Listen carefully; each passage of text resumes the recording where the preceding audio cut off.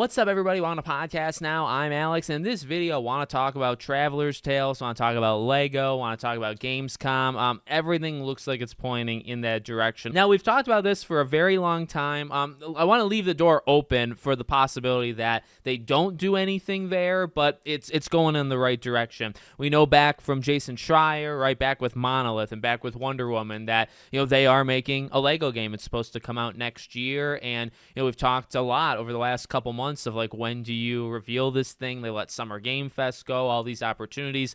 Gamescom is next up. After that, it's Game Awards or it's into next year, right? So I'm feeling good about Gamescom. We talked about the rumor where maybe it's a Batman type thing and taking all the movies, which is a freaking awesome idea. I really hope that's true.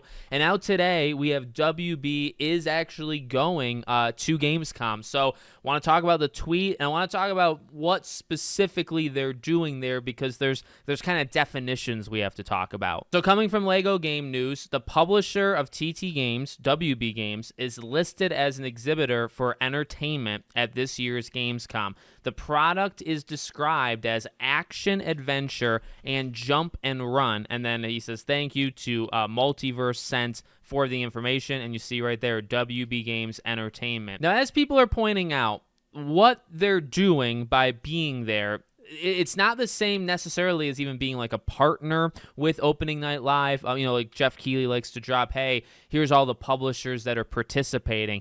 You could be on one but not the other. I mean, like, technically you could announce a game at Gamescom and then it's not on the show floor, so you would not be considered what basically WB Games is being considered there, right? You can double dip. You can do one or the other. And, just also because you're going there and because you have games, say, that are playable on the show floor, vice versa, does not mean necessarily that you announce those games there at that event. You could show, I think at China Joy, which just ended maybe like a day ago, I think Black Myth Wukong was there, and it's like that game came out, it's been out for a long time, over a year, or about a year.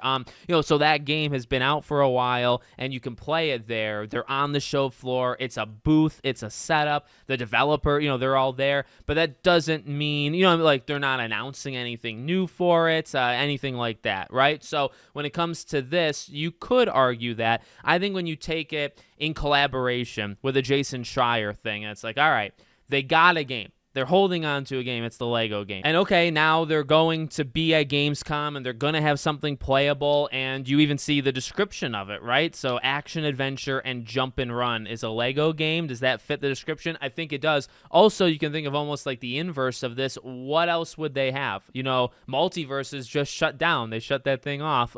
You think, like, what truly Suicide Squad, Quidditch Champions, these are Gotham Knights. You're going back years, last couple years, MK1, like, this is, as I've said before, like, this is their next game. Eventually NetherRealm will do one. Eventually Rocksteady will do a Batman game. But, right now it's Lego game, and then God only knows, maybe they spin off a Harry Potter game in the next couple years. That's maybe not Hogwarts Legacy 2, but, like, this is the next thing. So just by them going, like, eliminate, like, what you have to think, what are they showing? There's almost no candidates. Like, you actually have nothing to pick from except for Lego. So seems pretty likely to me that it's going to be there. And also, doesn't that make sense? If you announce a new Lego game at Gamescom, wouldn't it be cool to play it? And then does that make sense? Well, if the game comes out 8 months from now, if it comes out March or April, or actually even less, right? Like, March is 7 months away.